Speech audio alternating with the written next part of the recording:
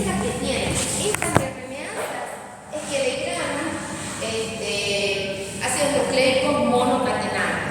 Entonces, aquel RNA que fue reconocido por la sonda se va a proteger. Por eso uno de los ensayos se llama, o el que vamos a ver ahora principalmente, protección de las RNAs, porque la formación del híbrido protege a ese mensajero de que sea degradado cuando le colocamos las RNAs. Esta técnica de protección de RNAs nos permite identificar específicamente las distintas especies de un mensajero en particular. Esa es la base. Perdón, pero voy a tener que marcar con el puntero láser porque no tengo el orden. Al igual que lo que hemos visto para el orden, el primer punto es la hibridación, ¿sí? La hibridación de una sonda con la muestra de RNA que hemos extraído. ¿Qué particularidad tiene esta sonda? Esta sonda, a diferencia de lo que hemos visto en el orden, son sondas de ARN, no son sondas de DNA. Por lo tanto, ese ARN tiene que hibridar con nuestro RNA mensajero de la muestra. Por lo tanto, es una RNA antisentido. Exactamente igual, el fundamento es exactamente igual que el proceso que nosotros veíamos de inhibición de la replicación de los traumas, ¿sí? Se inhiben por hibridación del mensajero con una sonda de ARN antisentido. Entonces acá, ¿qué tenemos que hacer? Obtener esa sonda de ARN. Y como nosotros necesitamos revelar en dónde está nuestro ARN específico, nuestro mensajero específico, esa sonda, al igual que lo que vimos ayer, tiene que estar marcada. La forma de marcarlo es exactamente igual que lo que están puestas en los videos de la doctora Vincent, ¿sí? Igual que hemos visto ayer, pero por lo general, cuando se usan sondas para detectar mensajeros, se usan sondas marcadas radiactivamente. Entonces, en el primer paso nosotros vamos a hibridar. Ya vamos a ver cómo obtenemos esa sonda. Pero en el primer paso, nosotros en un tubito, en solución, ya no en la membrana, colocamos nuestra muestra de ARN y la sonda que va a hibridar específicamente con el mensajero. Esa sonda está marcada, esa sonda, o sea, el tiempo de incubación y de hibridación que se deja va a depender de la sonda, va a depender de la muestra, de qué organismo se extrajo esa muestra de ARN, porque todo eso hace que se pegue el apareamiento entre la sonda y el ARN, es específico. Entonces, uno tiene que colocar en un ambiente lo más parecido que se encuentra en la naturaleza. Entonces, simplemente se mezcla acá ya la sonda y el ARN, se deja un tiempo, que se incuba un tiempo, y posteriormente a esa misma mezcla, en el mismo tubito, se agrega, en este caso que es de protección contra varias RNAsas, se agrega un cóctel de enzimas de endonucleasas que tienen la característica de degradar el ARN, por eso son RNAsas, que lo que van a hacer es ir degradando todo el ARN que no se encuentra en doble cadena. Acuérdense que únicamente los de doble cadena van a ser los que la sonda reconoció. ¿Sí? ¿Son los únicos? ¿Son los únicos RNA que puedo encontrar de doble cadena? No, ¿por qué? ¿Formando qué? El ARN que tiene una estructura, ¿sí? Que hablamos ayer, que se pueden plegar los mismos mensajeros formando un loop, y al plegarse, al hibridarse, queda en una doble cadena. Entonces, esas porciones que de por sí tiene el mensajero de doble cadena no va a ser degradado por estas RNAsas. Sin embargo, ya vamos a ver las características de las RNAsas que se utilizan acá para evitar esa identificación o esa presencia del dúplex que no es específica mensajero que estoy buscando. Es considerado un falso positivo. Sería un falso positivo. Pero ¿qué pasa? ¿Lo voy a ver yo o no lo voy a ver a ese duplex? No, porque justamente yo para poder detectar uso una sonda que está marcada previamente. El mensajero que está en la mezcla que yo purifiqué y que puede estar formando ese bucle, esa horquilla, no está marcado.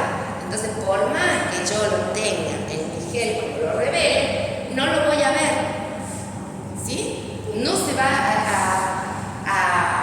a revelar en el gel. O sea, no. ¿Va a ser un falso positivo? Siempre y cuando yo marqué mi mezcla de RNA. Pero como no lo he hecho, eso no me va a salir cuando haga la autorradiografía. Profesora, sí. ¿es el secreto de ARN que puede formar Esa horquilla? Y la sonda no puede hacer lo mismo. Sí puede hacerlo, pero justamente las sondas ya lo vamos a ver, tienen ciertas características, por eso que les dije que hagamos la técnica y después veamos cómo obtenemos la sonda.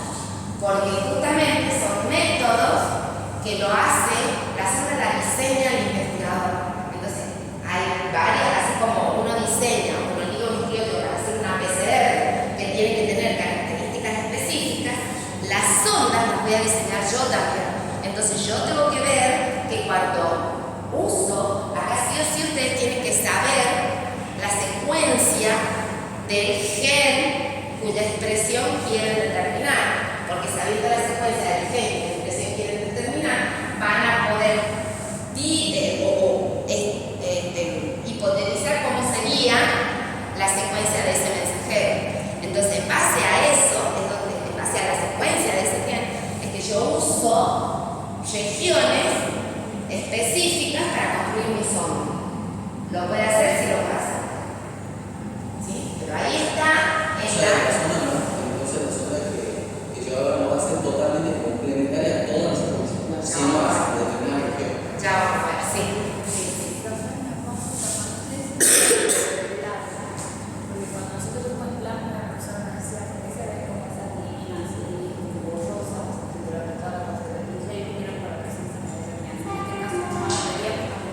¿Por la presencia de qué? Usted abajo veía algo. Sí, claro. Un chorreado. Sí. Lo que pasa es que acá, acuérdense, acá olvídense porque acá nosotros ya lo purificamos con los métodos que hemos visto ayer. Nosotros ya lo hemos purificado, hemos visto que ya no tenemos RNAs, porque ya hemos usado el agua, ¿se acuerdan que yo les decía por DPC? Que acá está libre de RNAs. Queremos seleccionar el RNA mensajero. Exacto, y lo tenemos que seleccionar, purificar de manera tal que todo mi RNA, por eso yo les dije, una vez que ustedes purifiquen, tienen que controlar en un gel la calidad que tiene. Y también por absorbancia tienen que ver la calidad y la cantidad.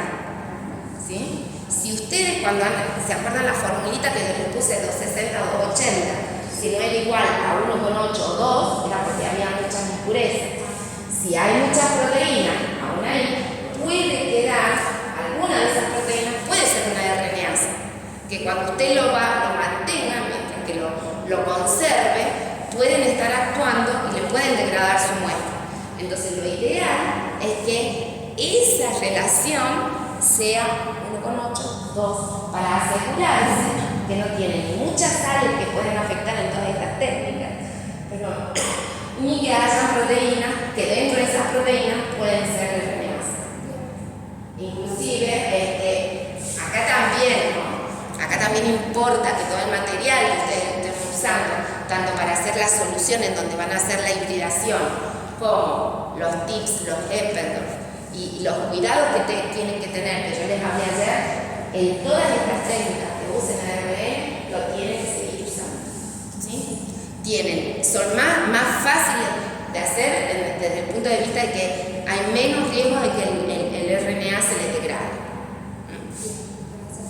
No, de nada. Entonces acá, una vez que ustedes han puesto, que han dejado que la sonda reconozca el ARN mensajero mensajero específico, lo que van a hacer, y que se forme el dúplex, lo que van a hacer es degradar todo lo que esté monocatenado. Y ahí sí, todo lo que se está degradando no lo va a ver tampoco, porque nosotros no revelamos ese producto de hibridación, no lo revelamos por bromuro de tirio. Si nosotros, después de haber hecho este estudio, de haber sometido a RNA, corremos un gel de poliacrilamida o un gel de agarosa y lo revelamos con bromuro de tirio, sí va a haber un chorreado, ¿sí? Pero acá es específico con radioactividad. Entonces, únicamente lo que ustedes van a ver son híbridos entre el ARN mensajero que tenían en la muestra y la sonda. ¿Sí? Es un dúplex.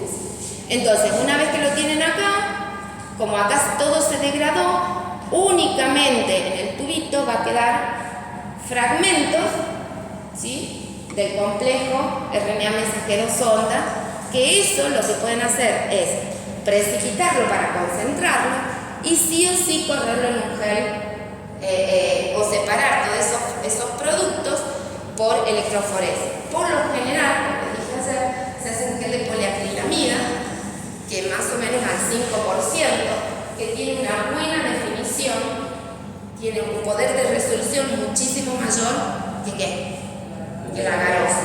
Puede diferenciar, ¿sí?, hasta una parte más. A diferencia de la agarosa, que el tamaño del poro es tan grande que todo va a pasar, inclusive más para RNA, porque RNA es muchísimo más chiquito que el DNA. Entonces las concentraciones, si ustedes lo quieren hacer por agarosa, la concentración de agarosa que tienen que usar serían altísimas. Por eso sí o sí para este tipo de análisis de detección del mensajero se usan geles de poliacrilamida al 5%. Entonces, una vez que ustedes han realizado eso, lo que van a observar es esto. ¿Por qué? Porque hacen el gel de agarosa, el gel de poliacrilamida, y ese gel directamente lo someten a autorradiografía con una película, ¿sí?, y van a ver, la radiactividad va a hacer una marca en la película de la plaquita de radiogénesis. Entonces, con eso, ustedes pueden ver que donde hubo un híbrido, ese híbrido estuvo marcado por la sonda y van a dar marquitas, así como estas, en la película. Lo bueno que tiene acá es que ya no necesitan transferirlo a una membrana para después revelarlo, ¿sí? Directamente el gel, se ve la radioactividad que ha quedado en el gel de poliacrilamida. Entonces los pasos son mucho menor y la identificación de esos productos, ¿qué me va a decir? Me va a decir, por un lado, cuántas especies de esos mensajeros pueden estar presentes en esa muestra, y también, de algún modo, la cantidad de ese mensajero presente en cada una de las muestras. ¿Por qué la cantidad? Porque cuando ustedes usan estos tipos de ensayos, ustedes tienen que asegurarse que la cantidad de sonda que están agregando sea excesiva, ¿sí?, tengan un exceso, igual que para una PCR. Para una PCR ustedes ponen un exceso de oligonucleótidos. ¿Para qué? Todo el DNA molde que pongan en esa muestra tenga un primer y que todas las moléculas sean efectivamente un molde. Acá también ustedes tienen que tratar de que haya más sonda marcada radioactivamente que moléculas de RNA que están poniendo. ¿Cómo logran eso? Justamente por el paso anterior que yo les dije, que ustedes tienen que determinar la cantidad de RNA total que tienen en esa molécula. Siempre los pasos que yo les he dado ayer son importantes para realizar cualquiera de las técnicas. Saber la calidad y la cantidad que tienen, para que el ensayo, si lo tienen que reproducir, si lo tienen que hacer de nuevo, los resultados sean iguales o lo más parecido posible. Profesor, me queda una duda. Usted me decía que la sonda que no se unía al ARN mensajero se degradaba por la RNA, pero si es una sonda radiactiva, o sea, la radioactividad sigue estando, por más que yo la haya degradado. Pero eso se degrada en nucleótidos. Y los nucleótidos son tan pequeñitos que cuando usted lo corre en un gel, eso se va, sale del gel. Todos los nucleótidos que se degradan, que son radioactivos, ¿sí? Van a pasar, se van a separar porque tienen un grupo negativo, exactamente igual que si estuvieran formando una cadena, pero son nucleótidos por separado. Entonces, todos esos nucleótidos por separado, o sea, se eliminaría el núcleo de fondo, digamos, de cuando pasa por ejemplo. es que todo eso se va a salir porque usted tiene que darle un tiempo a la corrida. Y eso tiene un tamaño molecular tan pequeñito que van a migrar muy rápido. Van a quedar todos, si usted le mide la radioactividad. Ustedes han visto cómo se hace un gel de Sale del gel. sale del gel y queda en el buffer. Ustedes han visto cómo son las cubas electroforéticas para proteínas, ¿verdad? Estas son cubas un poco más grandes de lo que se hacen, que es parecido a lo que son a las cubas de secuenciación, que son grandes, son largas. Cuando usted coloca, como tiene mucha superficie de acrilamida por la que tiene que ir separando sus muestras, esos nucleótidos son tan pequeñitos que van a salir y van a quedar en el buffer de la parte externa o por abajo de la cuba. Si usted a esa cuba le mide radioactividad, le pasa un Geiger, le va a dar un ruido fuertísimo, porque todos esos nucleótidos marcados, ¿sí?, van a pasar muy rápido, no van a quedar en el cuerpo, ¿sí? Es lo mismo que si usted un gel de agarosa, de los que ustedes han estado viendo para la extracción de plasma, deja correr mucho tiempo más, ustedes las mandas de plasma no van a ver, pero las de RNA, el degradado que usted me dice, no lo va a ver, ¿sí? Pero en estos geles es importante que el ARN total esté totalmente puro y por sobre todo no tenga DNA, ¿sí? Porque el DNA sí queda puro. ¿Se acuerdan que les mostré ayer? Entonces es una de las características que tiene que tener, que no quede DNA. También se usa un frente de corrida para saber el por qué. Siempre tienen que tener.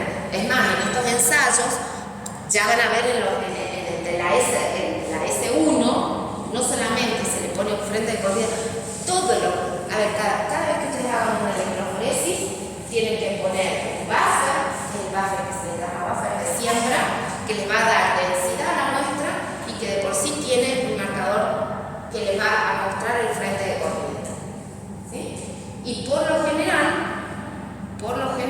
se pone con un marcador de peso molecular. Eso siempre lo tienen que saber, que toda electroforesis, el buffer de siembra tiene que tener algo que le marque el frente de corrida. Y los nucleótidos que quedan de haberse degradado por las nucleases son muchísimo más pequeños que el frente de corrida, que el colorante que se coloque como frente de corrida.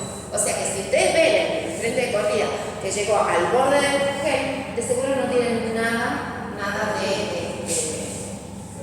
de radioactividad por nucleótidos simples, ¿sí?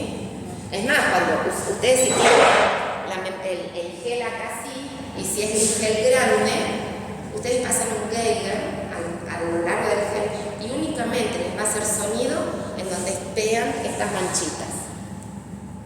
¿Sí? Ustedes pueden saber si han tenido, sin exponer el gel en una placa radiográfica, saber si tienen algo simplemente pasando un Geiger. El Geiger es un aparatito, creo que saben que no sé bien cómo funciona, vamos a ver. Es un contador de radioactividad, que si ustedes, el gel es grande, es más o menos así este tamaño, si ustedes pasan, en una parte les va a hacer sonido y en la otra no. Si ustedes ponen el Geiger en el buffer que ha quedado después de la corrida, seguro les va a hacer mucho sonido. Tiene un número de vueltas por tiempo, cuando más radioactividad hay, más se siente el ruido. Estás tratando de aumentando, te vas acercando al lugar de la zona donde hay más radioactividad. En donde está, es más o menos lo mismo que hace el cloruro de timo. Si ustedes el gel de agarosa que tiñeron con bromuro de timo no lo lavan, ustedes se acuerdan que lavaba el gel antes de verlo al UV. Si no lo lavan, ustedes van a ver que el gel es medio rosito, pero que florece mucho más donde está el DNA, porque lo que hace estas muestras, en este caso el DNA, que hace concentrar el bromuro de timo.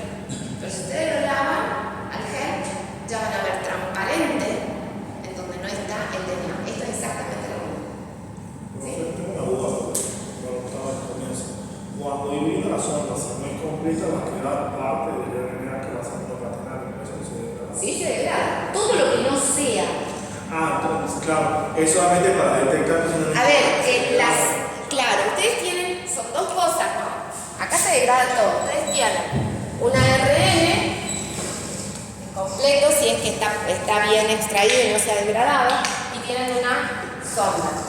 ¿Sí? Esta sonda lo que va a hacer, va a reconocer, ¿sí?, el complementario de todo este ARN. Puede ser que la sonda sea así, completa, ¿sí?, se hibride ahí. Puede ser que se hibride acá así.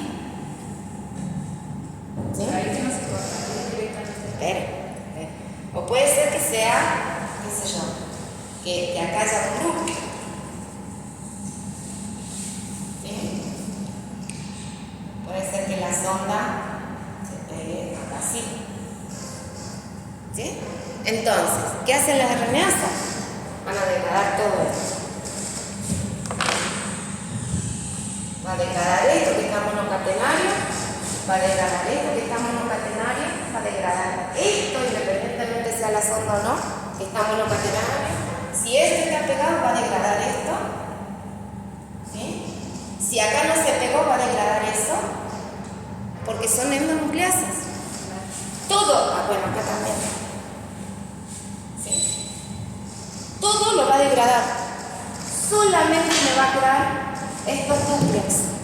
Y es por eso que estas técnicas me permiten determinar especies diferentes de los mensajeros. Porque yo puedo ver una única banda así, o puedo ver, dependiendo de qué muestra estoy extrayendo, distintas especies del mismo mensajero. Va a degradar todo lo que sea monocatenario. Y ya van a ver por qué se degrada este loops que está acá también. ¿Por qué uso un cóctel de RNA de RNasas en estos ensayos? Justamente porque uno de los principios que es muy importante es cómo se obtiene la sonda y otro es qué RNasas uso. Tengo que usar RNasas que me degraden todo lo que sea monocatenario. Entonces, mientras más RNasas que degraden monocatenario, ¿sí?, va a ser mejor. Son endonucleasas, igual que las enzimas de restricción. Entonces, al igual que las enzimas de restricción, estas RNasas tienen secuencias o especificidad por su molécula que va a degradar. Entonces, si yo coloco una, quizás si tiene una especificidad por algunas regiones, quizás que otras no lo degrada. Entonces, si yo mezclo varias con distintas especificidades de secuencia, voy a lograr que todo el ARN que esté monocatenario, ya sea de la sonda o sea de la muestra, sea degradado. Sea RNA ribosómico, si tengo un nodo total y no tengo solo extraído el mensajero, todo RNA ribosómico de transferencia pequeño se degrada. Todo lo que está monocatenario. Entonces, una de las cosas es cómo obtengo esas ondas. Esas ondas son de ARN. ¿Cómo puedo obtener una sonda de RNA? Ahí está, por transcripción in vitro. ¿Sí? Yo les dije, para poder construir estas ondas, ustedes tienen que saber la secuencia del gen. Entonces, por lo general, estas ondas las diseño yo en base a lo que estoy buscando. ¿Sí? Entonces, esas ondas, por lo general, se realizan con otra técnica. Acá es una herramienta. La técnica de transcripción in vitro es una herramienta que utiliza el ensayo de protección de la RNA, ¿sí?, junto con otra de las herramientas que son las RNAs, junto con otra técnica que es la purificación de la ARN. Siempre acuérdense, cada técnica tiene sus herramientas y hay técnicas que son herramientas para otra técnica, ¿sí? Entonces, ¿acá qué se usa? Para construir la sonda se hace transcripción in vitro. ¿Transcripción in vitro a partir de qué? De un gen, del gen que quiero, cuyo producto quiero detectar. Entonces, ¿dónde tengo ese gen? Lo puedo tener clonado, como hemos visto, clonado en vectores específicos. ¿Sí? ¿Se acuerdan que cuando hablamos de vectores de expresión, qué características específicas tenían que tener? Que no los teníamos clonados. Un promotor específico y que yo tenía varias estrategias para hacer que únicamente esa bacteria me sintetice o exprese el gen que yo había clonado. ¿Cuál es la estrategia? La principal que yo tengo.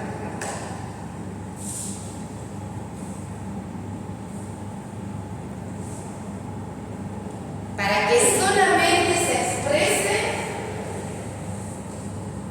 y la doctora Pomares también se los ha dicho.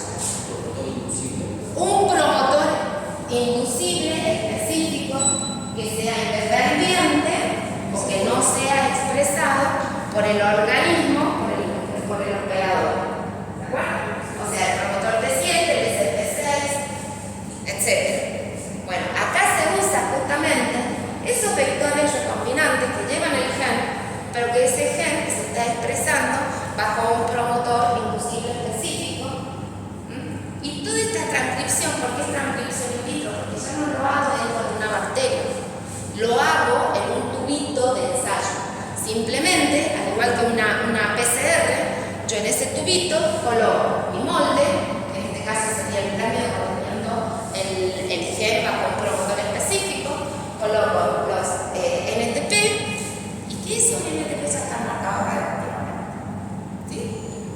Entonces, ahí coloco los nucleótidos trifosfatos marcados acá como son RNA. Veo que nucleótido tengo que poner desoxíribo para obtener un DNA. Perdón, para obtener una transcripción. ¿Y qué tengo que poner? La T4 polimerasa que uso en la PCR, ¿o qué tengo que poner? ¿Pero qué tengo que poner? ¿Qué enzima tengo que poner para que haya transcripción? ¿Ah? ¿Qué polimerasa? Una ARN polimerasa. A diferencia de la PCR que usa una DNA, porque yo no quiero copiar el DNA, yo quiero que se transcriba. Entonces pongo una ARN polimerasa. ¿Qué RNA polimerasa voy a poner? Para que el promotor pueda T7. Claro, se usa un promotor T7, la RNA polimerasa es T7. O sea, voy a usar la RNA polimerasa que transcriba el promotor que yo he puesto. ¿Sí? Pero ¿qué pasa? Que acá, ¿cómo voy a obtener el gen? Yo quiero sintetizar, acuérdense que yo les dije que esa sonda que estoy sintetizando es una sonda complementaria antisentido de mi ARN mensajero. Entonces, ¿qué piensan que se les ocurre cómo tiene que estar clonado ese gen? Tiene que ser un ARN antisentido. Yo necesito la transcripción de un ARN antisentido. El promotor con respecto al inicio y fin del gen, ¿dónde debería estar? Al final. No es, claro, no es un clonado normal en donde está el ATP y empieza toda la transcripción, sino tiene que ser complementario, tiene que ser al revés. Entonces, esa es la estrategia que yo uso para hacer una transcripción in vitro. Otra de las cosas, entonces uso el gen bajo un promotor específico que se transcribe en antisentido con el mensajero que estoy buscando, pero también, ven acá está, ven, coloco también en este caso sí se coloca un primer que es un DNA, pero yo ya coloco la polimerasa para poder hacer que, porque siempre acuérdense que depende de la polimerasa si necesitan o no necesitan un cebador para iniciar la transcripción. Eso acuérdense, todos esos componentes tienen que ponerlo en este tubito. Entonces, ahí si pongo los oligonucleótidos marcados, dejo actuar a la enzima cuanto tiempo quiera y se me va a producir una hebra de RNA que es complementaria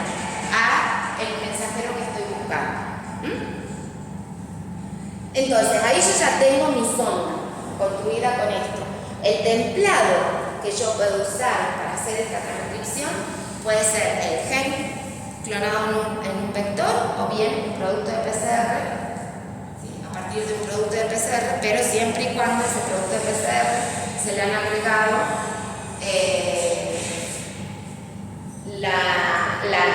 la región del promotor. No sé si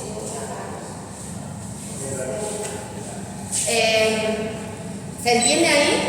Entonces la transcripción in vitro es un proceso exactamente igual a una PCR. Yo pongo mi templado como un cebador que me va a permitir que la polimerasa se pegue, tengo el gen y tengo en vez de usar la DNA, la RNA polimerasa. Y ahí lo purificado, todo lo puro va a estar marcado radiactivamente. Todo el transcrito va a estar marcado radiactivamente. Acá sí puede haber, yo estoy poniendo toda una molécula grande, si uso un plásmido, ahí hay más cosas que se pueden transcribir. Pero ¿qué pasa? ¿Por qué no tengo todo el resto?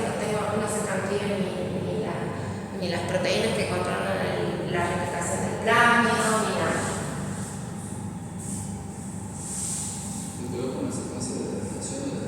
Exacto, porque tiene el extremo opuesto, invertido, un terminador fuerte para esa polimerasa. Entonces, en ese tubito solamente voy a tener el producto de transcripción del gen que yo veo.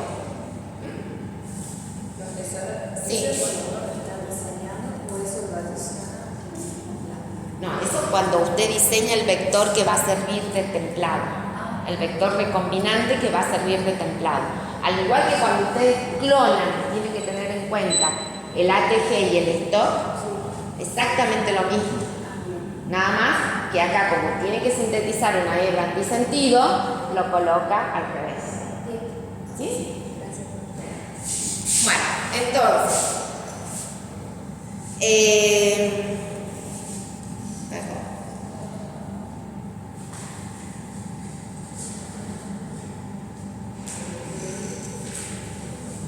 entonces, cuando tenemos esto, ya sí hacemos el paso de hibridación que hemos visto recién y le colocamos el cóctel después que hemos dejado de hibridar, colocamos el cóctel de estas RNAs. Por lo general son las dos que se usan, la RNasa A y la RNasa T1. La RNasa A es una RNasa pancreática de bovino que tiene la característica, o sea, ambas reconocen moléculas de doble, o sea, degradan simple cadena, ¿sí? RNA de simple cadena, pero que tiene la característica, la RNasa A, de reconocer regiones ricas en AU, ¿sí? Adenina, uracilo. Entonces, cuando reconoce esas secuencias, los va a ir degradando y todos los pedacitos que van quedando son olivos, ¿sí? Que van a quedar sueltitos por ahí, que pueden ser, recuerda, si el mensajero tiene regiones ricas en AU, lo puede degradar muy fácilmente. Mientras que la del T7, la del T1, ¿sí? Esa también es una ribonucleasa, una endorribonucleasa, que va a degradar zonas ricas en guanina, en G. Entonces, cuando se mezclan las dos, todo lo que quedó, que no degradó la RNasa A, lo degrada la T1. La T1 es una ribonucleasa de hongos. Entonces, la combinación de las dos va a hacer que todo el ARN de monocadena sea degradado.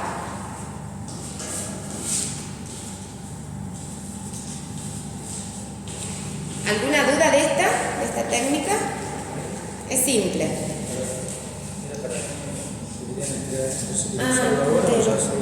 Bueno. Sí. También tiene, donde es lo que están marcados también para el pero podemos aplicar el caso ¿Cómo? Vuelvan a repetir. Las veces la profesora me ha explicado que son de función Sí. más, que también se utilizan para segmentos que están marcados por la geometría de plaza y el otro es con unas nanoesferas. ¿Podemos hacerlo así con esto? ¿O ya el plan es demasiado grave, entonces no se No, puede? no, la transcripción no, usted tiene que usar los oligonucleótidos, por lo general lo más fácil, porque acá también hay todo un impedimento de la enzima, que, o sea, mientras más cosas, la enzima se puede inhibir. Lo único que pueden estar marcados es por o sea, nucleótidos marcados radiactivamente, biotinilados o con fluorescencia, pero no con otras marcas. ¿Sí?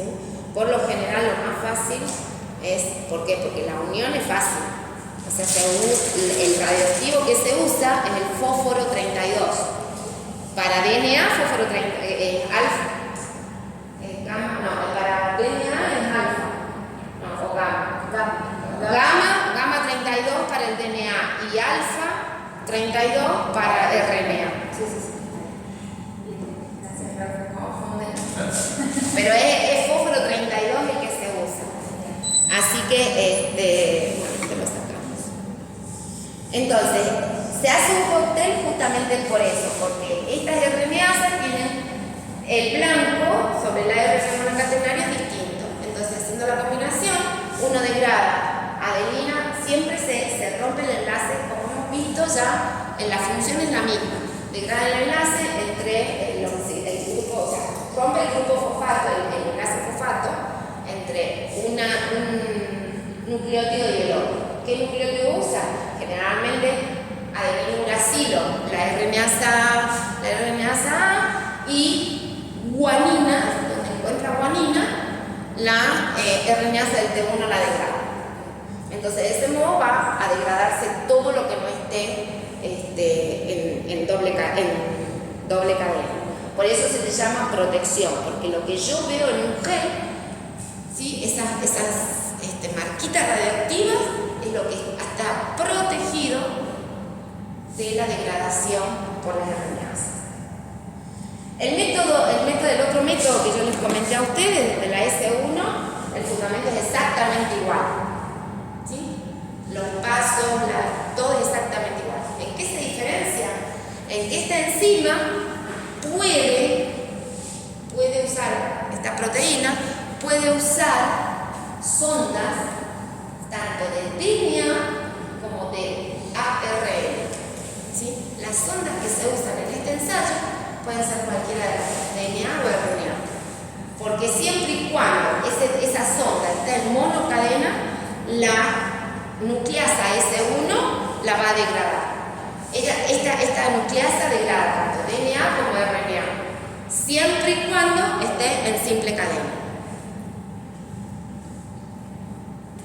También, al igual que la otra, me permite determinar especies de ARN mensajeros específicos, y acá lo único que se diferencian un poco es en cómo voy a poner cómo voy a obtener esa sonda. ¿Sí? Si es una sonda de ADN es muy fácil, ustedes pueden ser sondas en donde todos los nucleótidos de ese ADN estén marcados, en donde yo la puedo marcar en un extremo, ¿sí? En el extremo 3' o en el extremo 5', mientras que si es de ARN, el método que voy a usar es exactamente igual que por transcripción in vitro. Y si no, hay otra forma de obtener esa sonda de RNA, que ya lo vamos a ver en el ensayo siguiente. Entonces, perdón, de RNA, que lo vamos a ver en el ensayo siguiente. Entonces, cuando la sonda es de DNA, es muy fácil, se sintetiza. En este caso sí puedo utilizar esos primers que utilicé para hacer una PCR, siempre y cuando estén marcados, se puede usar, pero acá la marca sí o sí tiene que estar, o sea, esa sonda, lo mejor es que siempre hibride en la región 5', o sea, en la primera parte del mensajero. También necesito conocer la secuencia del gen. Entonces, esas sondas por lo general coloca o se diseña a partir del extremo 5' del RNA. ¿Sí? Ustedes saben que cuando van transcribiendo, ¿sí? El extremo 5' es el que queda más afuera. ¿Sí? La flechita le está indicando el extremo, cómo se sintetiza. Entonces, este es el extremo 5' del mensajero transcripto a partir de esta cadena. Entonces, acá también, al igual que las zonas anteriores, tiene que ser complementaria a la ARN, independientemente de que sea DNA. Esa zona tiene que ser de simple cadena y se tiene que diseñar en función, ¿sí?, de lo que nosotros hemos deducido de cómo sería ese mensajero a partir de la secuencia del DNA. Entonces acá tengo dos opciones, que yo puedo marcar esa sonda mediante PCR donde todos los nucleótidos estén marcados, o puedo utilizar alguna enzima de las que ustedes ya vieron, algunas proteínas de las que ustedes ya vieron, para agregar un grupo fosfato marcado. ¿Cuáles son estas? ¿Cuál es esa enzima? Que ayer la hemos visto también. La polinucleotida quinasa puede agregar en el extremo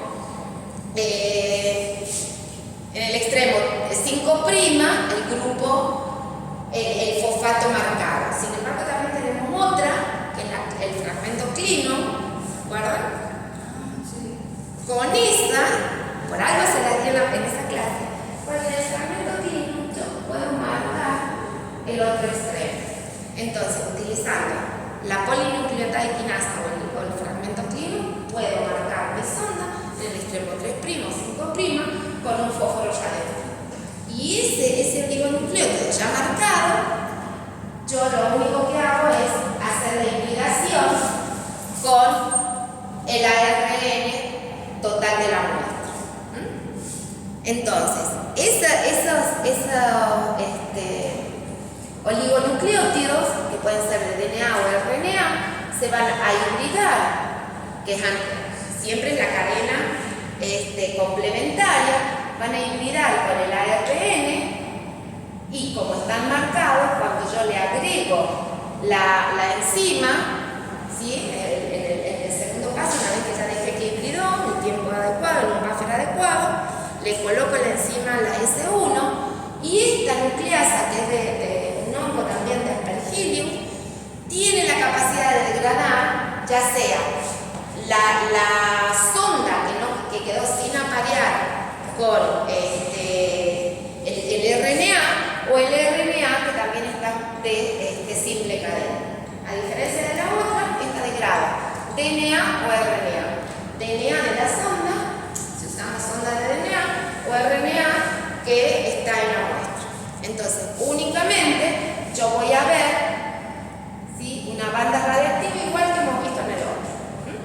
Entonces, para poder visualizar ese producto de hibridación, que también no se degradó por la ribonucleasa esta, la S1, lo voy a hacer por electroforesis, y acá lo que yo puedo saber también es el tamaño y la abundancia que hay, en las que están presentes cada una de esas especies de mensajeros.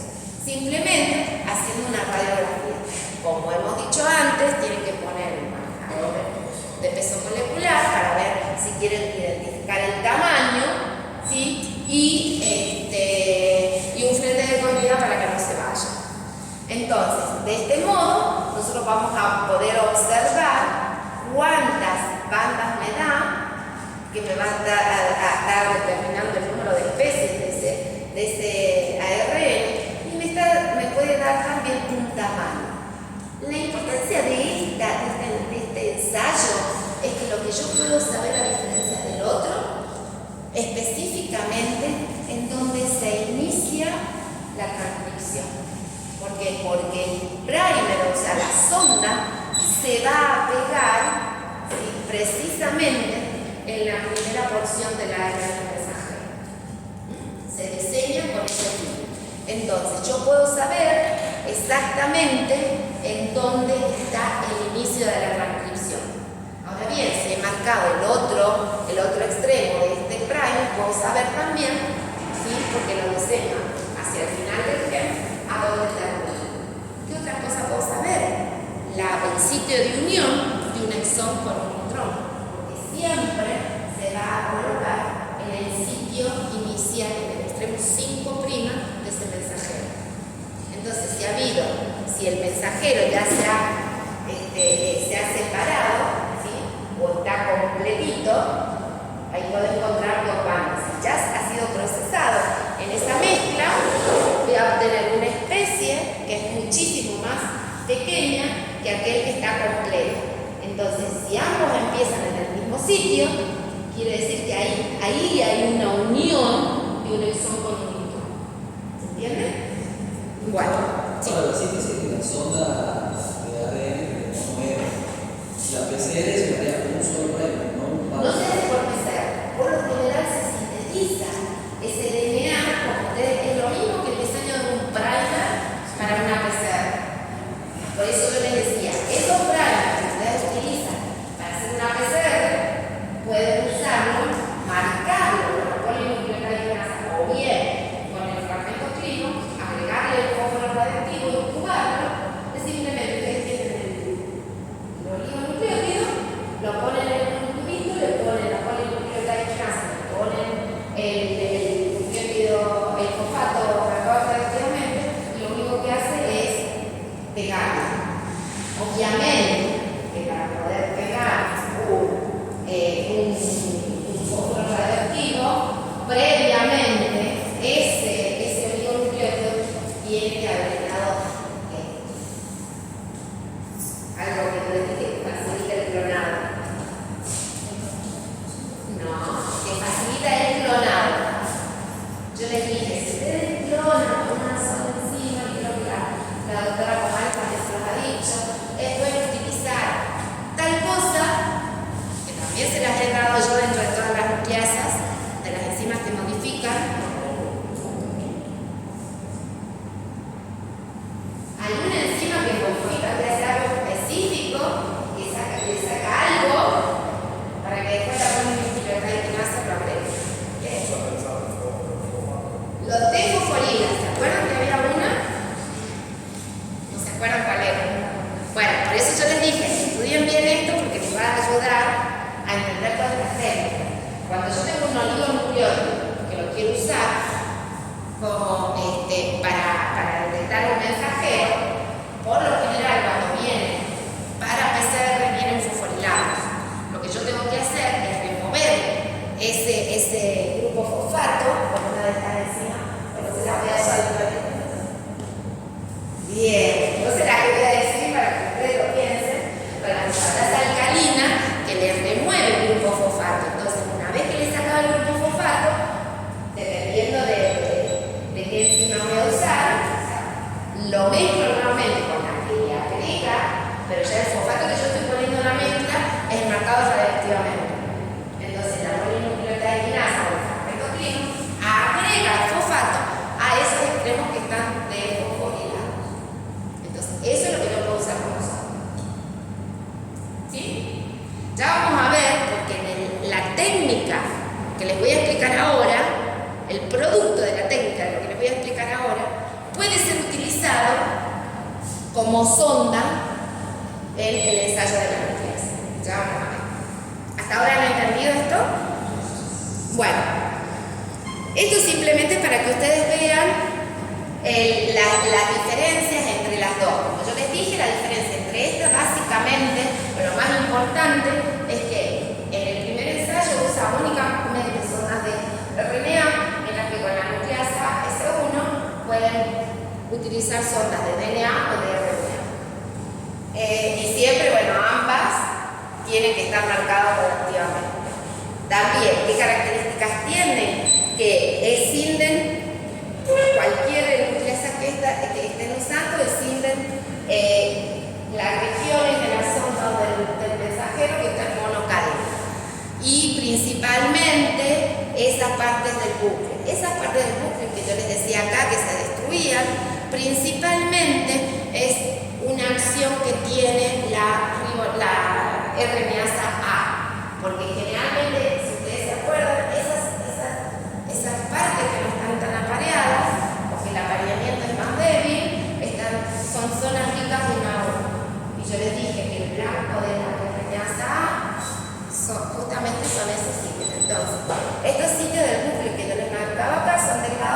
principalmente por esa RNase.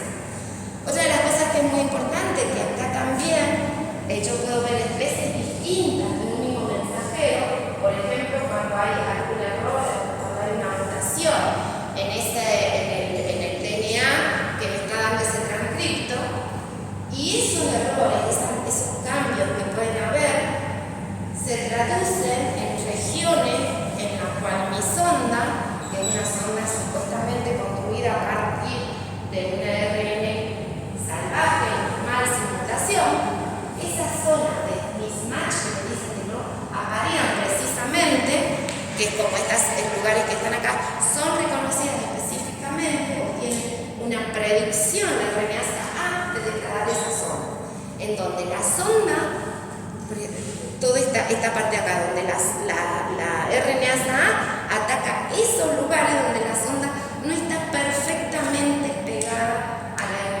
al mensajero. Entonces, esa es otra de las ventajas que tiene hacer este ensayo. ¿Qué otra cosa se puede hacer? Bueno, como dada las características que tiene este vecino, poder utilizar esta técnica para discriminar entre individuos que están muy relacionados. Entonces los perfiles, como hacer un patrón de mensajeros y especies distintas, en donde mientras mayor bandas iguales me den dos individuos, están más relacionados. Es como hacer un SACHA, perfil de paternidad, ¿sí? Pero es simplemente por los transcriptos, por la expresión de ese gen. Así yo puedo ver cuáles, a cada objetivo de cuáles individuos pueden estar relacionados o no. Bueno, mapear posiciones, que esto ya les dije, ¿sí? Mapear el sitio de inicio de la transcripción de un mensajero, por ejemplo, un mensajero procariota, o ver los sitios de unión de un intrón o donde inicia un intrón con un exón, donde termina uno o donde empieza el otro. Y bueno, justamente la especificidad se va a dar porque son sondas que están construidas por el investigador, y el investigador decide qué parte de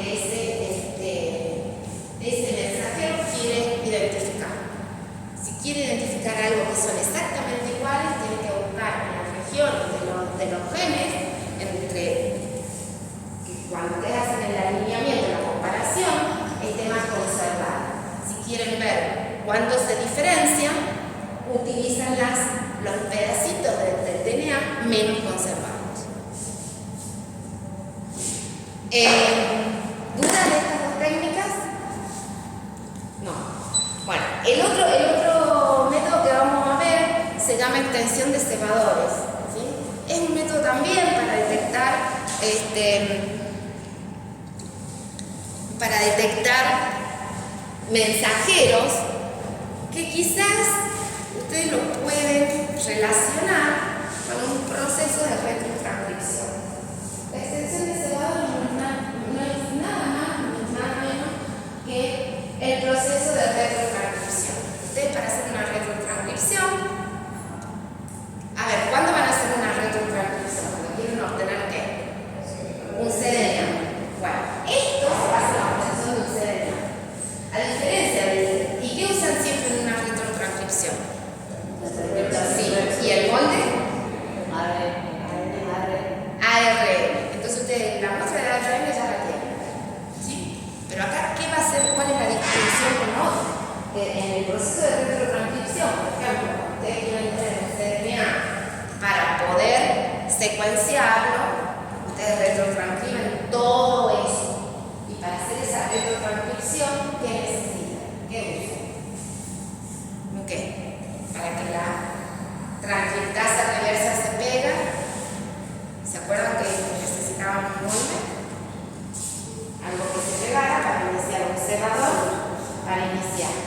Bueno, esos cebadores que ustedes ponen para hacer una retrotranscripción de todo el transcriptoma que hemos tenido, de todo el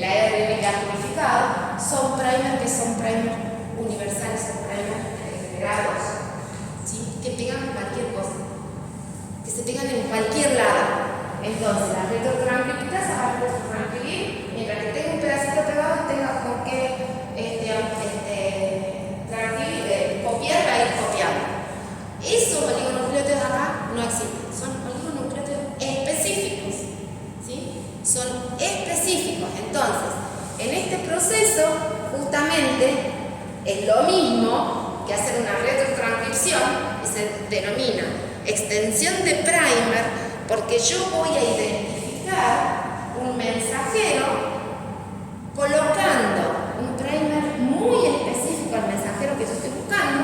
Entonces la retrotranscriptasa únicamente me va a dar un cDNA dependiendo de a dónde se pega ese primer, que lo podemos decir sonda. Un primer es una sonda, se va a pegar al mensajero específico, le voy a colocar la retrotranscriptasa. Lo que va a hacer la retrotranscriptasa es elongarle ese primer de DNA que le he puesto, dándome una copia del mensajero específico que yo estoy tratando de buscar. Si ese primer que yo he puesto, si en esa muestra no está mi mensajero, no voy a obtener ninguna banda. Entonces, por eso esta técnica no va a haber a nadie donde se pega, la retrotranscriptasa no va a poder copiar, entonces retrotranscribir, entonces no voy a obtener ninguna banda. Entonces, ¿qué puedo decir ahí? Que la presencia o la ausencia de una retrotranscripción va a estar indicando la presencia o ausencia de la expresión de ese gen en esa muestra, en esas condiciones que yo purifiqué. Entonces, los pasos son 4, que es muy fácil. Primero, la purificación, que yo ya lo descuento de estos puntos. La selección y preparación del primer marcado, que es exactamente lo mismo que les acabo de explicar para la S1. Tengo un primer que si está fosforilado lo desfosforilo, si no, le agrego la polinucleotidanasa, marco el extremo 3' o puedo marcar el extremo 5', dependiendo de la quinasa que estoy usando, si es el fragmento clino o la quinasa. Obtengo ese primer marcado y luego lo coloco con mi mezcla de RNA, ¿sí? Dejo que hibride, igual que con una retrotranscripción, le agrego, ¿sí? la retrotranscriptasa, ¿sí? Como yo les dije, es una DNA polimerasa RNA dependiente, que ya lo hemos visto, y le dejo un tiempo X. Acá el tiempo, no sé si ustedes hayan visto bien cuál es el proceso de transcripción. El proceso de transcripción se deja un tiempo indeterminado, que por lo general son 24 horas. Entonces la retrotranscripción va a copiar todo lo que quiera. Como yo ya más o menos sé el tiempo, ¿se acuerdan que había algo que yo les dije de la enzima? Procesividad. Como yo ya lo sé, cuál es ese tiempo de la procesividad de esa retrotranscriptasa y sé el tamaño esperado del mensajero, yo el tiempo de incubación, el tiempo de retrotranscripción va a ser específico al tamaño o a lo que la procesividad de la retrotranscriptasa que ponga y al tamaño del mensajero esperado. Entonces, una vez que yo ya he hecho eso, entonces ¿qué hace la polimerasa? Extiende, por eso se llama primer extension o extensión del cebador, porque lo único que va a hacer es elongar ese cebador que yo marqué y lo coloqué en la retrotranscripción. Entonces lo que hago después es simplemente analizar ese cDNA en un gel nuevamente de poliacrilamida y revelarlo por autorradiografía. Entonces esto, acá, ¿qué tengo que tener en cuenta? Que era lo que íbamos recién. Que para hacer esto, igual que para la sonda de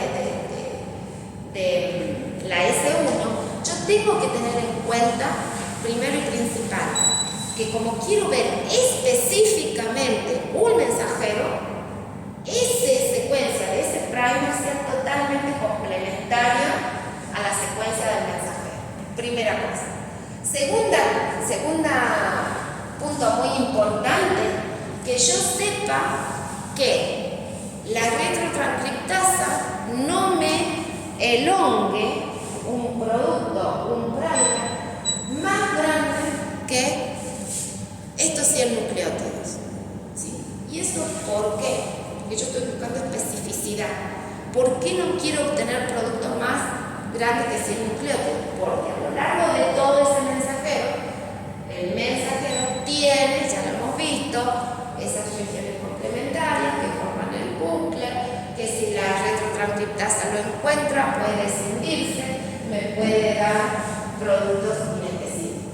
Entonces yo, como diseño esos cebadores, voy buscando regiones en donde, de acuerdo a la secuencia, sé que no va a haber esa complementariedad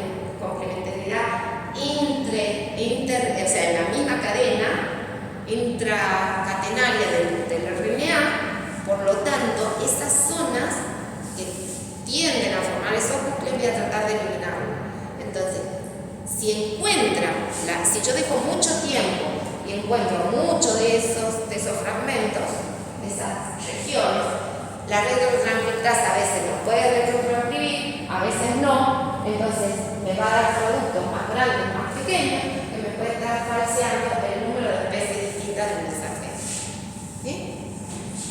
Otra de las cosas es que esos primer, al igual que en la PCR, tienen que ser nucleótidos o primers muy cortitos, no más de 20 nucleótidos, para que si tengo 100, el resto sea de retrotranscripción, ¿sí? Y que eso tenga un gran contenido de GC, porque al igual que en la PCR, el gran contenido de GC me aumenta la especificidad por un mensajero.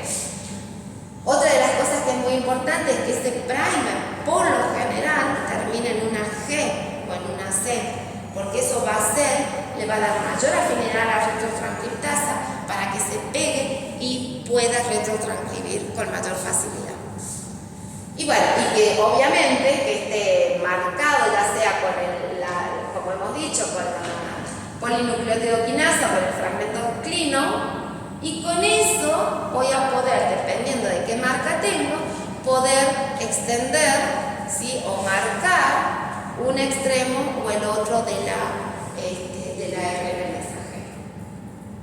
¿Sí? Entonces yo voy a extender, eso lo analizo por autorradiografía y ya voy a poder comparar. Yo les dije a ustedes recién que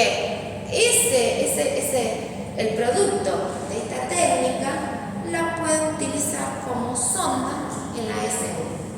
O sea que yo, ese cDNA que he obtenido mediante extensión del cebador, ¿sí?, eso como está marcado radioactivamente, yo puedo en una sonda, voy a tener una molécula de una simple cadena, porque no le he puesto para obtener la otra para clonarlo, sino que ¿se acuerdan que yo les dije, para poder ustedes simplemente con la retrotranscripción obtienen una hebra?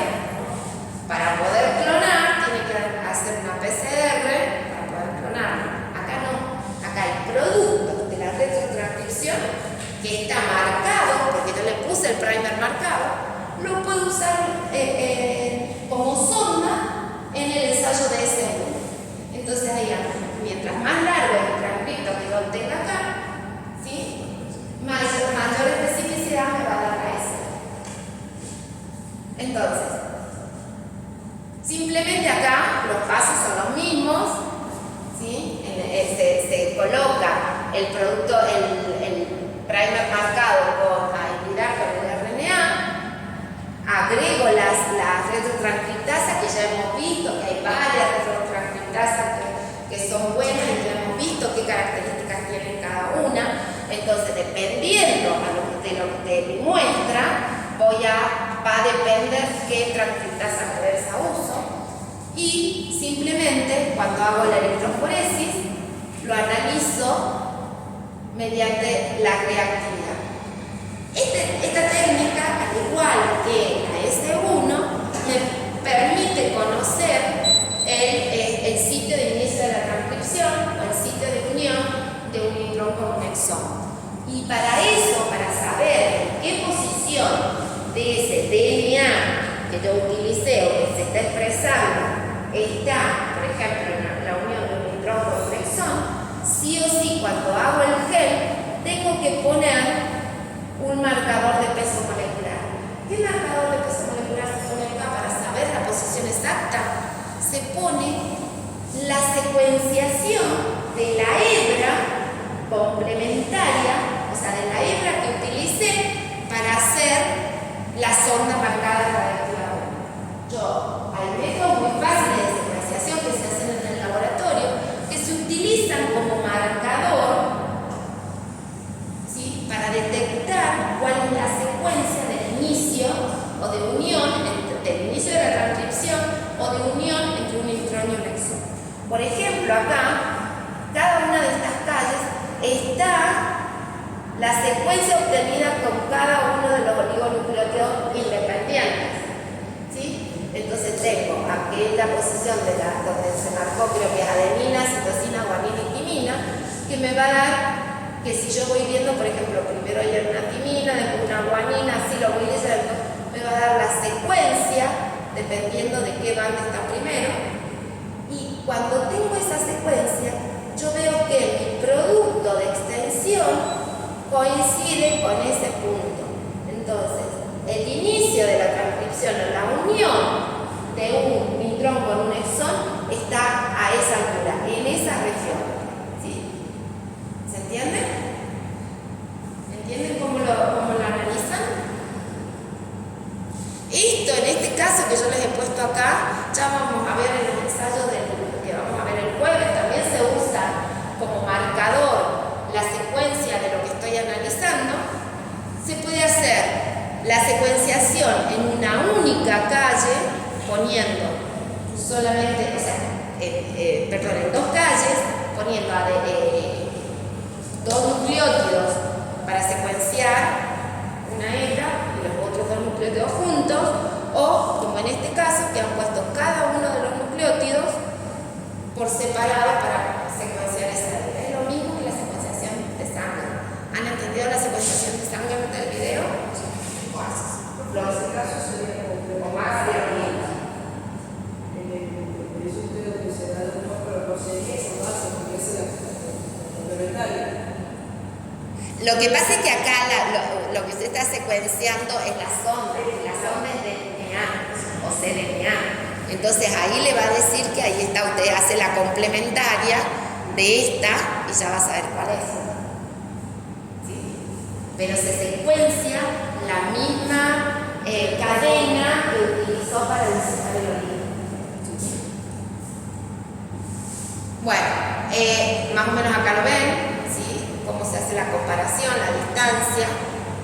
Esto es, por ejemplo, también lo que se hace es poner el producto de transcripción o el producto marcado en la sonda, o sea, el primer marcado en un gel para ver si realmente está reactivo, que eso tiene que ser un primer mucho más rápido, mucho más rápido que el producto de retrotranscripción.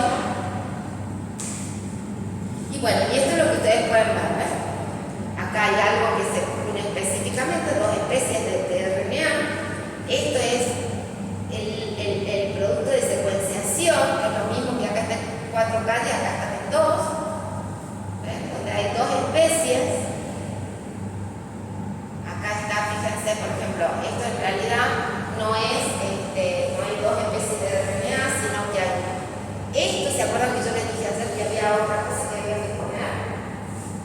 Cuando uno hacía esto, había que poner un housekeeping igual para saber, como yo acá quiero cuantificar, yo necesito saber detectar algún mensajero que no varíe con la condición en la que estoy estudiando el mío.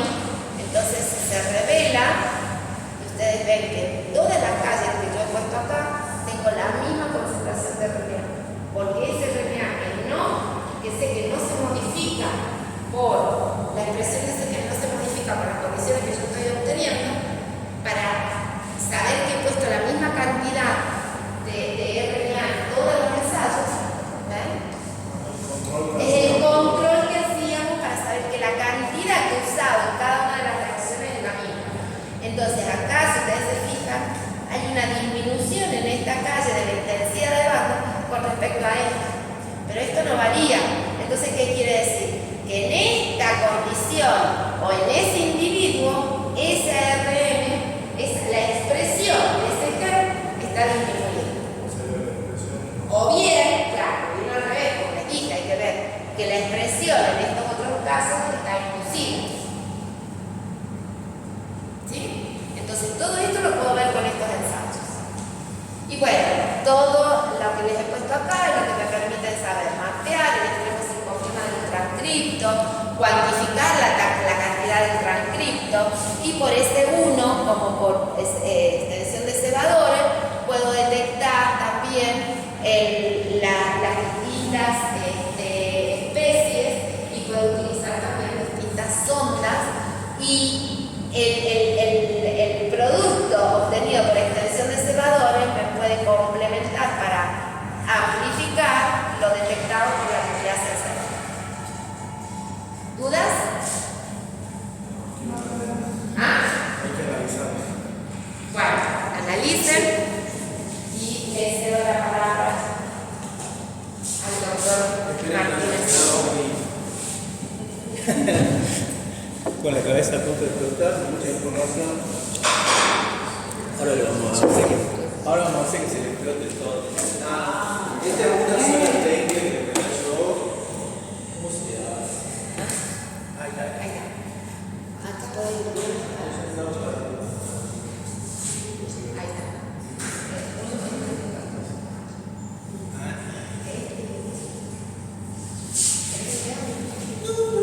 No hay problema.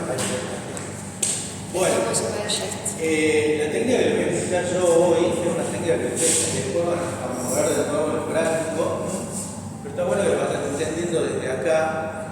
Es una técnica que se llama RACE, en inglés es Rapid Amplification of CDNA, amplificación rápida de los extremos de un cDNA. Y ahí estamos refiriendo básicamente no a un CNA completo, sino estamos refiriendo a un fragmento de CNA, a un fragmento de un CNA, por lo tanto, que proviene de un RNA mensajero. ¿Cómo se llaman esos pequeños fragmentos de RNA mensajeros? Generalmente. ESTs. Es re importante que tengan bien claro el concepto de ESTs. Los ESTs son secuencias generadas de manera, digamos, inespecífica y en masa en los estudios transcriptómicos, y desde la década del 90 más o menos las bases de datos de ESTs han aumentado de una manera mucho mayor a las notaciones de genes, proteínas, etc. ¿Por qué? Porque los genes generalmente se expresan diferencialmente. Entonces, cuando yo estoy estudiando determinada fenómeno, lo que sea, un tejido sano en relación al mismo tejido enfermo, un tejido que está joven, otro que creció después de mucho tiempo, una planta que no floreció, y cuando floreció, yo obtengo una gran cantidad de secuencias. Yo no necesito saber la secuencia, digamos, previa de esos mensajeros para amplificar. Se amplifican generalmente mediante randoms, primers o otras técnicas diferentes, que después la van a ver algunas, como por ejemplo el RNA-seq, que le va a enseñar al profe, perdón.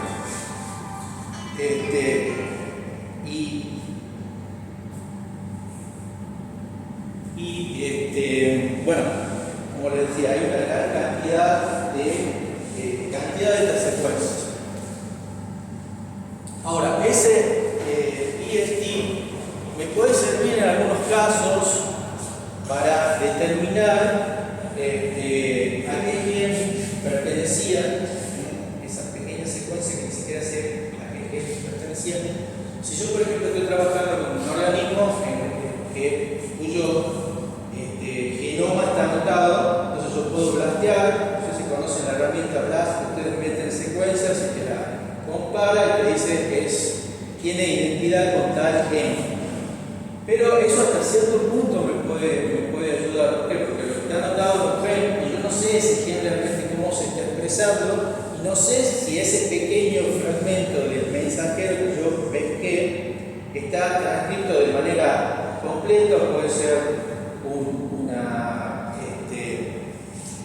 splicing alternativo, etc. Entonces lo ideal es que si yo hice un aislamiento de esas secuencias en determinadas condiciones, por ejemplo, no cáncer, yo en el tejido con cáncer, donde hay esa producción de determinados genes, aumento de la expresión de determinados genes, yo de ahí tome y complete la secuencia de ese EST para saber realmente cómo mensajero que está interviniendo en ese fenómeno. Entonces, fundamental, yo necesito tener una parte del mensajero, que le llamamos etiqueta o marcador de secuencia o IST. Eso me puede ayudar a saber si hay splicing alternativo. Por ejemplo, acá tengo un ejemplo. Nos ayuda a determinar cuáles son los sitios de transcripción, inicio y final de la transcripción. Y sobre todo cuando hay heterogéneos, hay muchas veces que hay sitios de iniciación heterogéneos que en una variante inician de una manera, más allá de que haya splicing alternativo, también puede ser que el inicio, por ejemplo, cambie, sea en otra forma, en otras condiciones cambie. Bueno, todo eso lo voy a detectar haciendo un estudio específico del mensajero al cual corresponde el IST. Bueno, y los transcriptos alternativos, eso sería el caso de splicing alternativo. Entonces, hay varios métodos para estudiar esto. Yo, si le hago un esquema,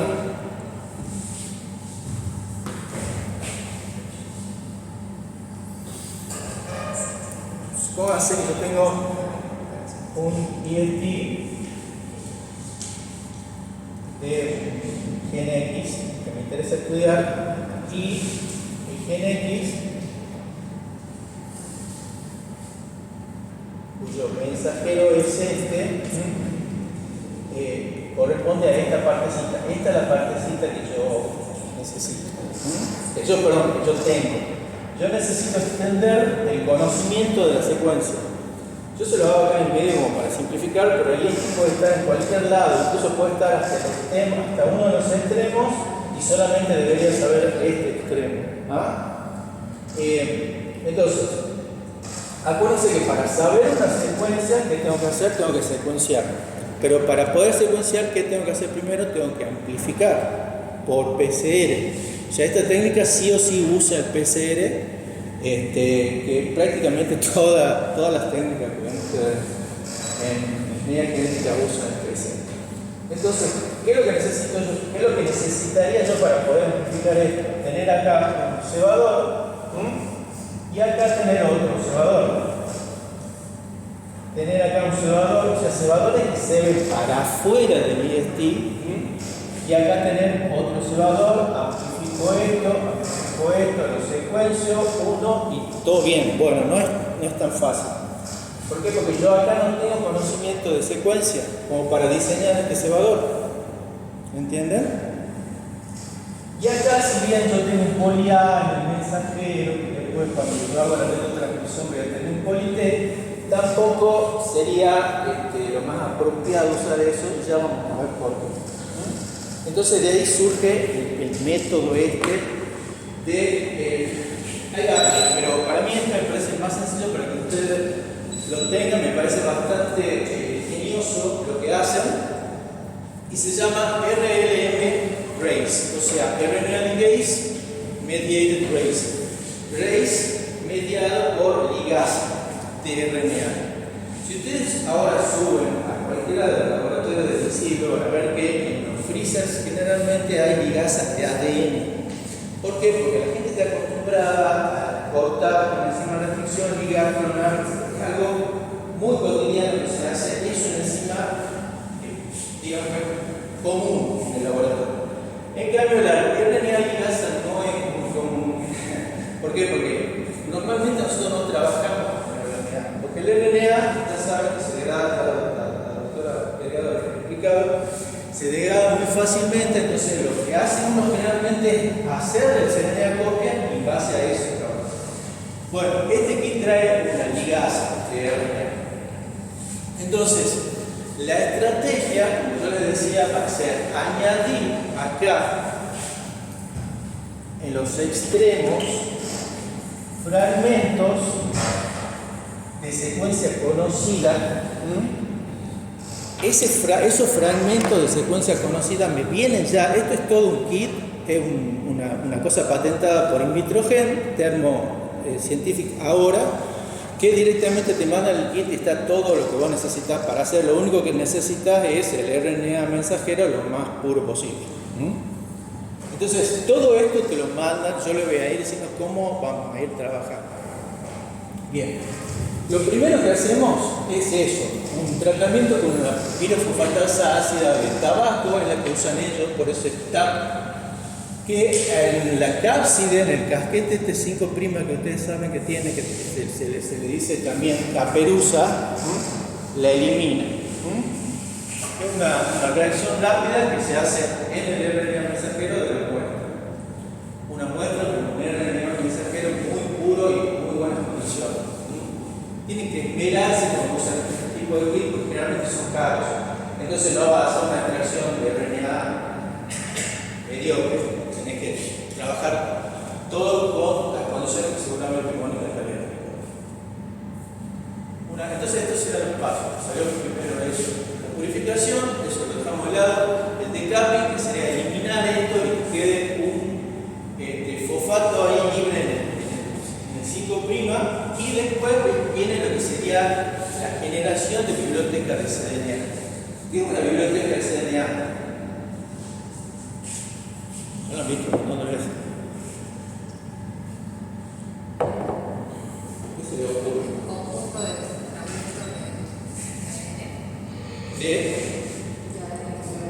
ADN complementario, pero no es de un gen específico. ¿Entendés? O sea, yo extraigo el RNA, y en el caso, esto estamos hablando de eucariotas, esto no es aplicable para organismos, para otros. Siempre eucariotas tienen, digamos, RNA mensajero con la cola de poliar, eso es fundamental. Entonces, si yo uso un oligo de T para hacer retrotranscripción, voy a retrotranscribir todos los mensajeros de todos los genes que se estén expresando en ese momento. Entonces, como una representación a nivel de DNA de los RNA que ustedes tenían en el cuerpo. Claro, eso es una biblioteca de cDNA. Es el mismo RNA, pero más estable, se ha transformado en cDNA. Y eso se hace gracias a qué? A un cebador y a la retrotranscriptasa. Pero antes de hacer esta biblioteca de cDNA, vamos a hacer les quiero aclarar que vamos a hacer una biblioteca de cDNA que se llama Gene Racer. O sea, la biblioteca esta es una biblioteca diferente a la que le acabo de mencionar. ¿Por qué? Porque yo voy a usar la ligasa esta que me manda el kit empresa para ligarle un oligo-RNA que tiene 44 bases, pares de bases. Acá en realidad no es pares de bases, es 44 bases, está mal esto. Al extremo 5' este que yo había liberado de todos los mensajeros que yo tenía en la muestra. ¿Está claro? ¿Se entiende, verdad? Este es la secuencia del oligo RNA. Eso viene en un tubito. Viene en un tubito, yo al oligo lo resuspendo en un agua ultra pura, porque ya saben que el RNA se degrada muy fácilmente, y lo pongo en un tubo con el RNA mensajero, la ligasa y hago la reacción. Entonces se pega esto acá y todos mis RNA mensajeros antes de ser retrotranscripto van a tener ese agregado. ¿Me siguen hasta ahí? Bien. Entonces vamos a hacer ahora sí, digamos ya la biblioteca. Esta biblioteca la voy a hacer con oligo de T, que está acá representado en un laje de mano. Este oligo de T tiene 27, acá hay 27 T's, digamos, un oligo de T de 27 nucleótidos, pero que tiene hacia el extremo 5', que acá lo ven en esta posición, una secuencia conocida, adosada. ¿Entienden? Entonces, ya de por sí no es una biblioteca, no es una retrotranscripción común, porque el oligo de T tiene una cola de 5' de secuencia conocida. ¿Entienden? Entonces, hago la retrotranscripción y yo voy a tener ahí una biblioteca que se llama, ellos lo llaman cDNA Ready, que está lista ya para que yo pueda pescar a mi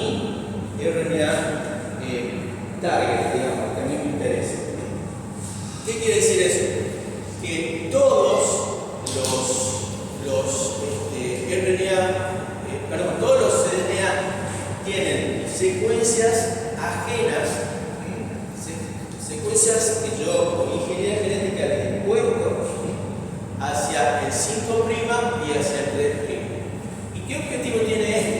Porque el mismo kit te trae cebadores que anillan perfectamente en esas dos secuencias. Entonces yo voy a tener un primer Gene Racer 5' y un primer Gene Racer 3'. ¿Me siguen hasta ahí? Esos primers se pegan en esas secuencias que yo les puse a todos mis mensajeros. ¿Está? Ahora, ¿qué pasa si yo hago PCR y uso como molde la biblioteca que acabo de generar y uso el cebador Gene Racer 5' con el cebador Gene Racer 3'? O sea, este y este. Y hago un PCR. ¿Qué se me va a modificar a mí? ¿Qué se imagina que son?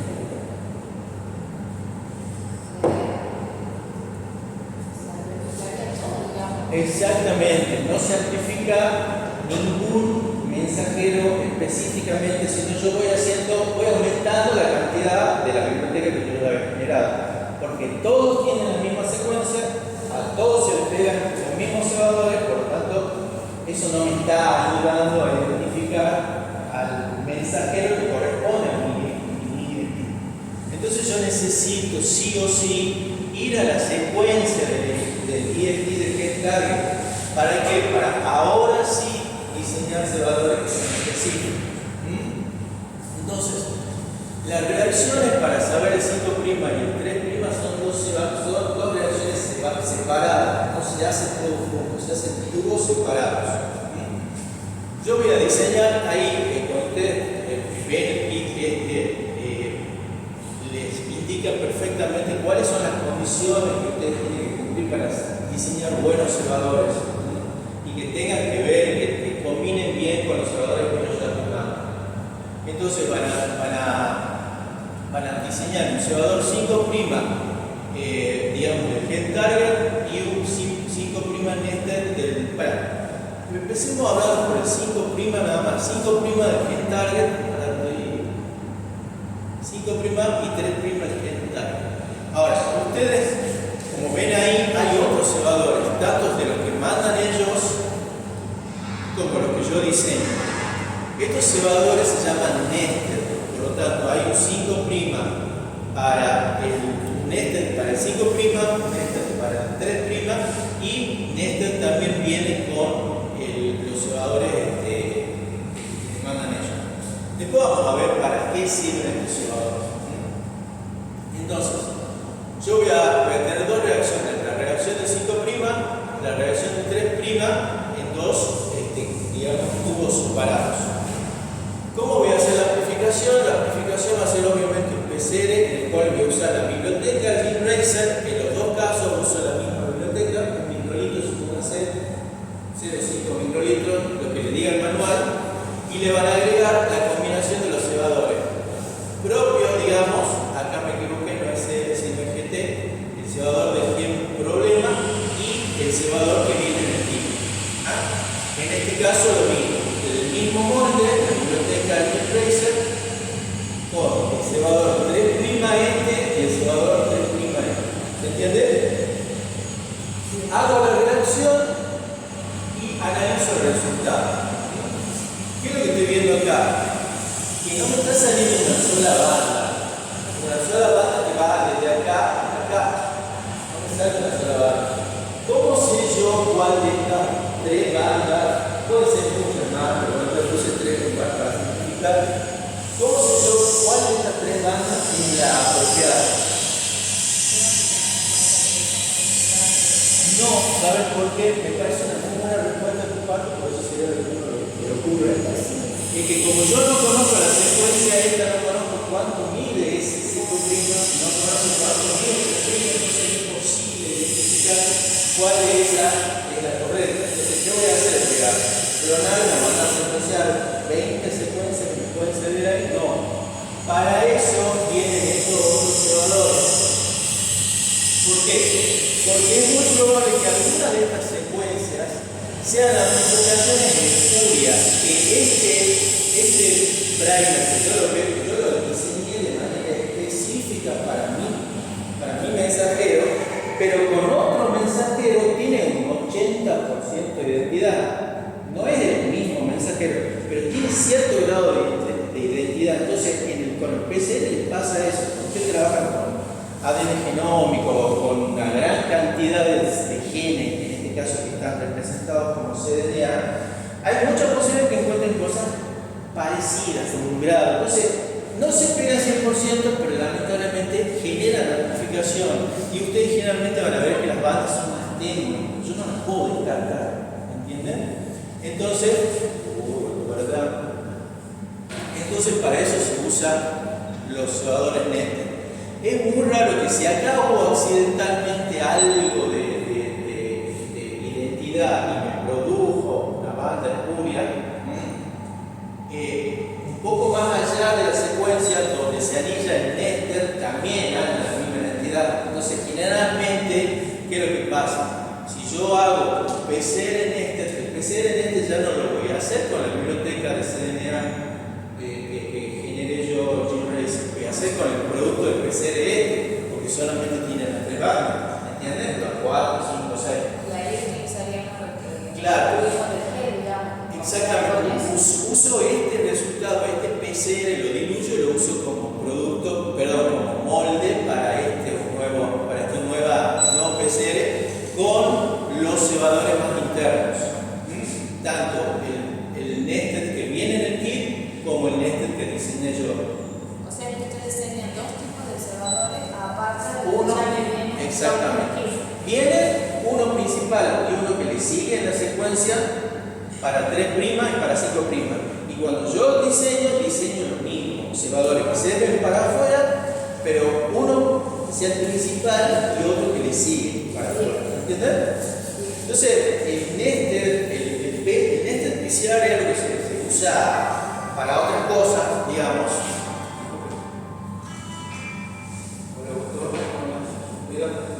Escúchame, te doy clase. Te hablo un ratito.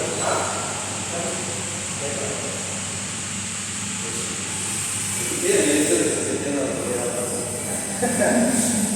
que bueno, me siguen entonces, ¿cómo hicimos acá? Y bueno, lo ideal sería que en este caso se eliminen estas bandas que eran espurias y que salga esta banda que seguramente va a ser la correspondiente, ya sea para el 5' o para el 3'. No le puse 2 genes acá porque bueno, el ejemplo vale para los dos. Si sale bien la primera, no me queda nada. Si el ser una de las primeras no hay problema, no tengo que hacer esto, directamente mando a tipo y mando a asociar. Ahora, ¿qué pasa si acá me salen más bandas?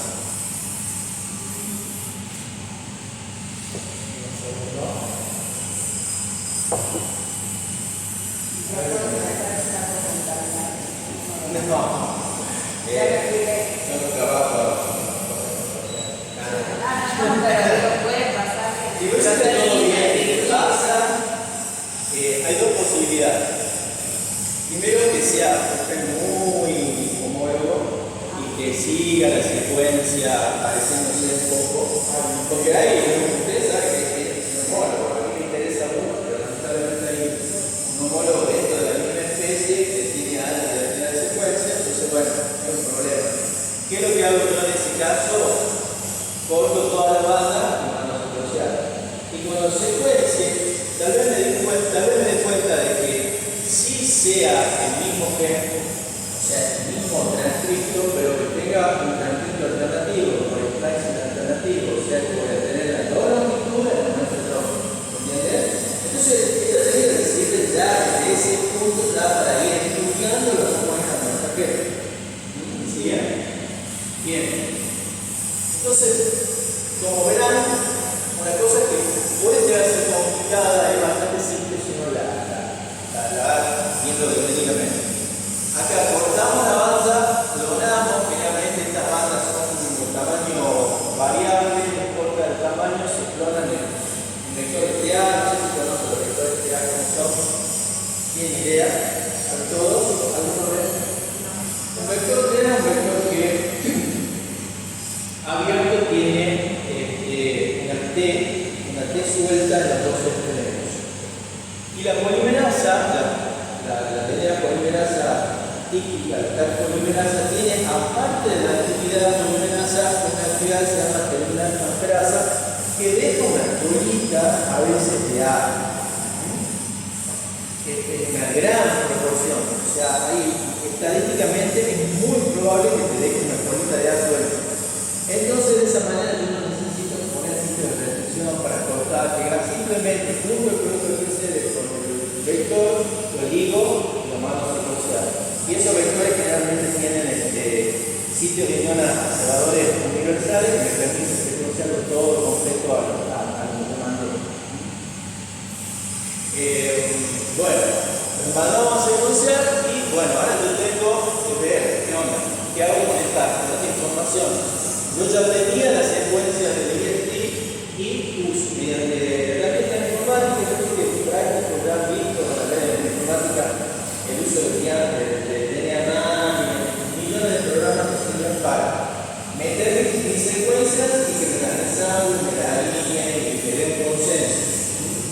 Entonces yo ensamblo mi IST con la secuencia que obtuve de la reacción del 5' y con la secuencia que obtuve de la reacción del 3'.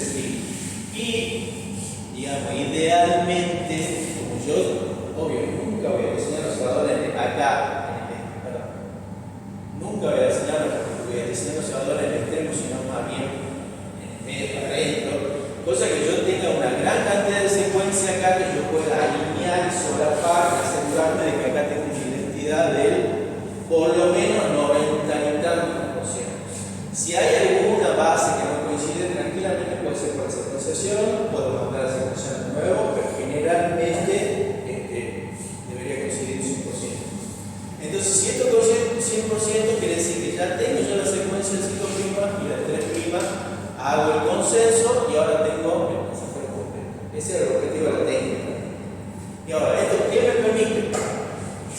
Me permite, primero, identificar, por ejemplo, el polité que yo use para hacer la transcripción. Y cuando encuentro el sitio de inserción y de terminación, identificar los UTL, ya sea 5' o 3', y por supuesto el marco de lectura abierta. Entonces, si yo, por ejemplo, a ver, ¿para qué necesito saber eso? Ya les hemos hablado de clases alternativo, hemos hablado de sitios de iniciación alternativo, etc. Pero, por ejemplo, si yo esto descubro o tengo la sospecha, ¿por qué? Porque ese IST se me aumentó, se me potenció la expresión en determinadas circunstancias que yo estoy estudiando, por ejemplo, maduración de un fruto, ¿qué es lo que puedo hacer? Con este ORF, con este marco de lectura abierto, yo esto lo clono en un vector y lo expreso y puedo transformar una planta, o sea, puedo hacer un montón de cosas. Yo para poder estudiar esto ya a nivel de proteína, expresando en un vector de expresión, tengo que tener toda esta información. ¿Me entienden? ¿Alguna duda con respecto a esto? Hablen ahora y sigan en práctica. En el práctico lo vamos a ver de nuevo, es un poco más complicado porque la forma donde obtenemos IST es toda una historia primero y después vamos a ver cómo a partir de acá, de este marco de lectura abierto, lo expresamos en un vector de expresión obviamente para producir de manera una proteína que yo quiero producir que viene de un hongo para producir una bacteria de manera más eficiente. ¿Listo? ¿Más dudas? Bueno, después sigue la clase que viene que le va a dar la profesora.